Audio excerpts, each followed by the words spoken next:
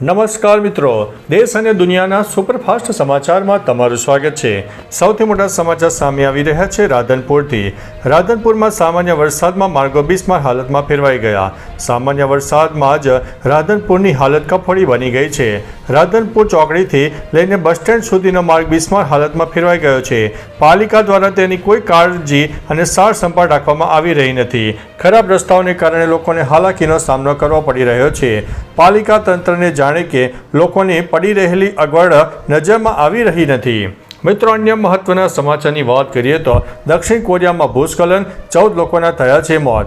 દક્ષિણ કોરિયામાં ઘણા દિવસોથી પડી રહેલા મુશળધાર વરસાદને કારણે પૂર અને ભૂસ્ખલન થયું છે। લગભગ 14 લોકોના મોત થયા છે। હજુ પણ 12 લોકો ગુમ થયા હોવાની આશંકા છે। દક્ષિણ કોરિયા ડિઝાસ્ટર મેનેજમેન્ટ ઓફિસ દ્વારા આપવામાં આવેલી માહિતી અનુસાર મૃત્યુ આંક વધી શકે છે। હાલ બચાવ કામગીરી ચાલી રહી છે। મિત્રો, અન્ય મહત્વના સમાચારની વાત કરીએ તો જામનગરમાં ધોધમાર વરસાદ પડ્યો।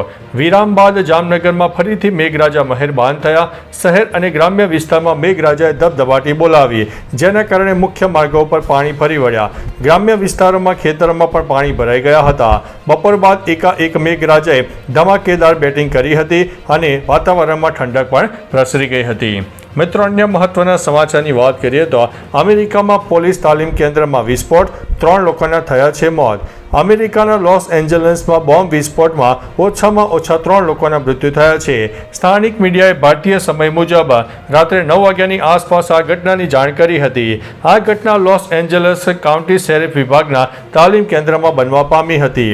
અહીં થયેલા વિસ્ફોટમાં 3 લોકોના મોત થયા છે। કહેવામાં આવી રહ્યું છે કે વિસ્ફોટ બોમ્બ સ્ક્વોડના વાહન પાસે થયો હતો। મિત્રો, અન્ય મહત્વના સમાચારની વાત કરીએ તો ઉડતા વિમાનના એન્જિનમાં આગ। અમેરિકાના લોસ એન્જલસમાં ડેલ્ટા એરલાઇન્સ વિમાનનું ઇમરજન્સી લેન્ડિંગ કરવામાં આવ્યું। વિમાને લોસ એન્જલસથી એટલાન્ટા માટે ઉડાન ભરી, પરંતુ ટેક ઓફ કર્યા પછી તરત જ વિમાનના ડાબા એન્જિનમાં આગ નીકળવા લાગી। આ પછી પાયલટે ઇમરજન્સી લેન્ડિંગ માટે પરવાનગી લીધી અને વિમાનને લેન્ડ કર્યું। લેન્ડિંગ પછી ફાયર વિભાગના વાહનોએ આગ ઉપર કાબૂ મેળવ્યો। સદનસીબે અકસ્માતમાં કોઈ મુસાફરને ઈજા થઈ નથી। મિત્રો, અન્ય મહત્વના સમાચારની વાત કરીએ તો ખેડૂતોને જુલાઈના અંત સુધીમાં 2019-20ના પાક વીમાની રકમ મળશે। પાક વીમાની રકમમાં જૂનાગઢમાં ખેડૂતો વંચિત રહી ગયા હતા।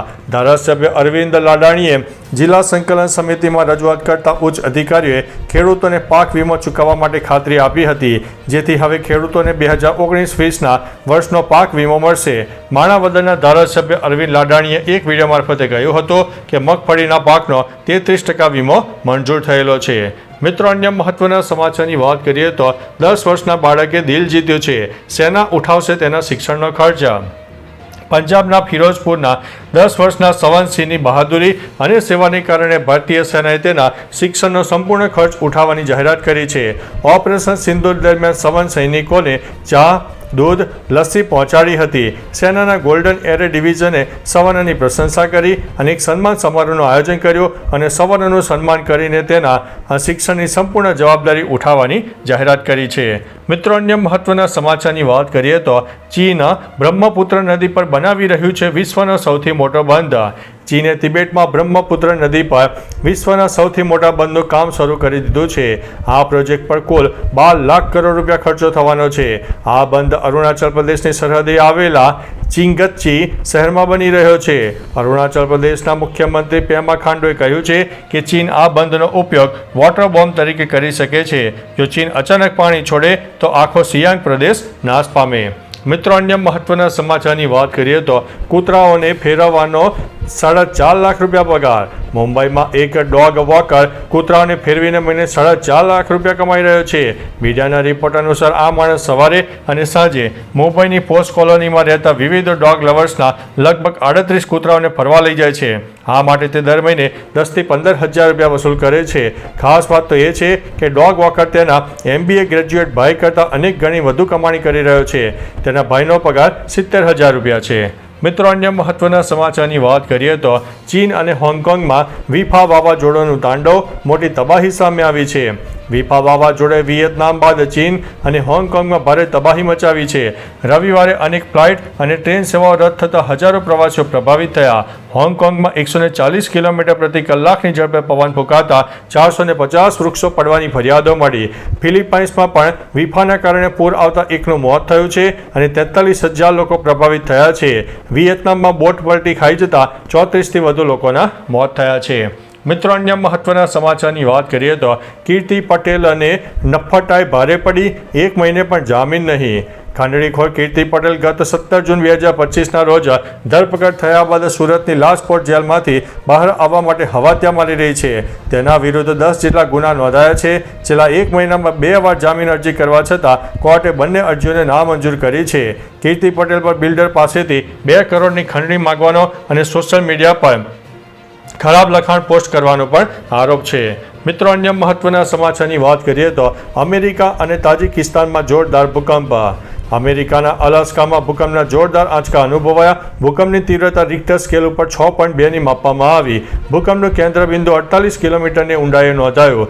ભૂકંપ પછી અમેરિકામાં સુનામીની ચેતવણી જારી કરવામાં આવી. તેવી જ રીતે તાજિકિસ્તાનમાં પણ ભૂકંપના આંચકા અનુભવાયા હતા. અહીં ભૂકંપની તીવ્રતા 4.6ની માપવામાં આવી છે. મિત્રો, અન્ય મહત્વના સમાચારની વાત કરીએ તો હાઈ પ્રોફાઇલ દારૂ પાર્ટી પર દરોડા, મહિલાઓ પણ ઝડપાઈ. અમદાવાદ નજીક સાણંદના ગ્લેડ વન રિસોર્ટમાં ચાલી રહેલી એક હાઈ પ્રોફાઇલ પાર્ટી પર પોલીસે દરોડા પાડીને 39 લોકોને દારૂની મહેફિલ મારતા ઝડપી પાડ્યા. ઝડપાયેલા લોકોમાં મહિલાઓ અને મોટા બિઝનેસમેન પણ સામેલ છે. પોલીસે દારૂની બોટલો પણ કબજે કરી છે. જોકે 13 યુવતીઓને નોટિસ આપીને છોડી દેવામાં આવી છે, જ્યારે અન્ય લોકો સામે કાયદેસરની કાર્યવાહી હાથ ધરવામાં આવી છે. મિત્રો, અન્ય મહત્વના સમાચારની વાત કરીએ તો આંધ્રપ્રદેશમાં 3500 કરોડનું દારૂ કૌભાંડ. આંધ્રપ્રદેશમાં 3500 કરોડના કથિત દારૂ કૌભાંડમાં પૂર્વ મુખ્યમંત્રી જગન મોહન રેડ્ડી પર YSRCPના સાંસદ PV મિથુન રેડ્ડીની ધરપકડ કરાઈ છે. આ કૌભાંડની ચાર્જશીટમાં જગન રેડ્ડીના નામનો ઉલ્લેખ છે, જોકે તેમને આરોપી બનાવાયા નથી. મિથુન રેડ્ડી પર દારૂ નીતિ સાથે ચેડા કરવા અને લાંચ લઈને સેલ કંપનીઓમાં પૈસા ટ્રાન્સફર કરવાનો આરોપ છે. SIT અત્યાર સુધીમાં 62 કરોડ રૂપિયા જપ્ત કર્યા છે. મિત્રો, અન્ય મહત્વના સમાચારની વાત કરીએ તો અમદાવાદમાં વહેલી સવારથી મેઘરાજાની પધરામણી થઈ. અમદાવાદમાં વહેલી સવારથી ધોધમાર વરસાદ વરસ્યો, જેનાથી સ્થાનિકોને આકરી ગરમીમાંથી રાહત મળી. બોપલ, આંબલી, ગુમા, સરખેજ, વેજલપુર, ઇસ્કોન, વસ્ત્રાપુર, બોડકદેવ, થલતેજ, ઈસનપુર, CTM, જસોદાનગર, બાપુનગર, નિકોલ, નરોડા, ઘોડાસર સહિતના વિસ્તારમાં ભારે વરસાદ પડ્યો.